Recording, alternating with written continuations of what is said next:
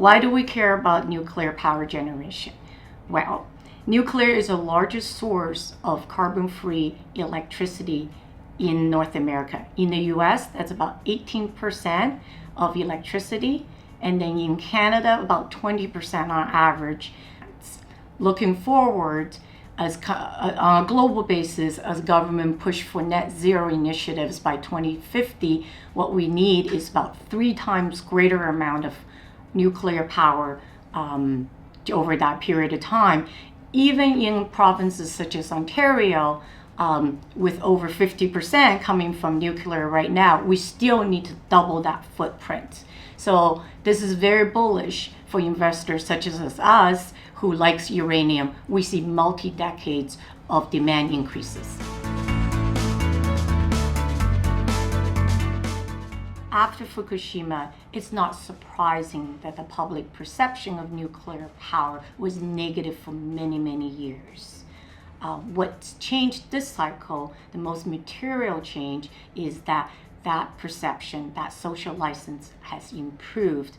Because as we aim for net zero by 2050, it's no longer a debate that we need nuclear power generation to reach that goal.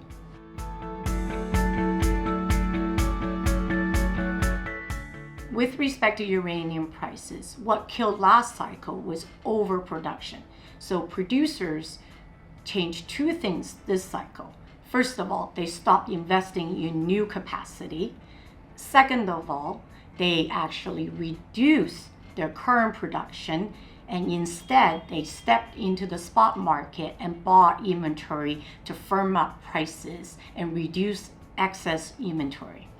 And also what's different about this cycle is that we have a number of new players, financial players that come into the uranium space.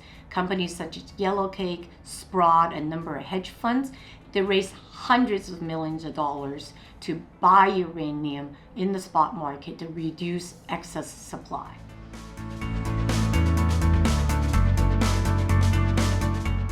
So Russia's invasion of Ukraine in 2022 dramatically changed how the world procured uranium. Prior to the war, a number of countries relied on Russian nuclear technology as well as their services for their nuclear industry. Now they actually have to go into the market and procure uranium themselves. Canada is the world's 2nd largest uranium producers, and we have a tremendous amount of resources to increase our production. Other countries such as Bulgaria, Poland, and Czech Republic are also looking to Western world for the nuclear technology as well as uranium fuels.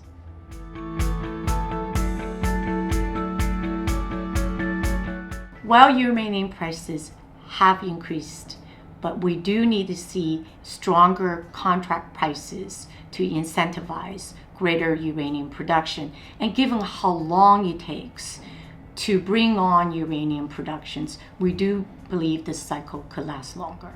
What we see is that there are 3 use cases for uranium. First of all, we have the base usage, right? We need 180 million pounds a year.